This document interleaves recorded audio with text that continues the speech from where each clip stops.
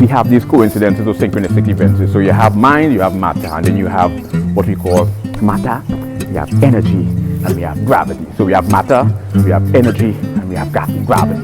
They are a trichotomy. Right? They're all contingent on each other, but they're like the matter.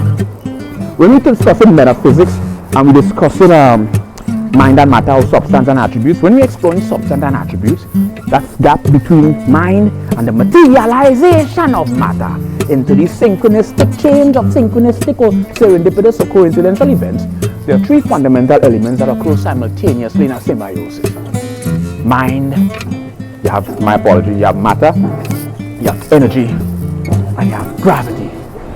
And these three elements are independently interdependent. Mind, you have matter, you have energy, and you have gravity. And to understand matter, energy, and what caused this three-dimensional interpretation or the optical illusion in the eye is because the darkness that's used, that opacity, the level of the darkness opacity is so mild and subtle that it can create ripple effects.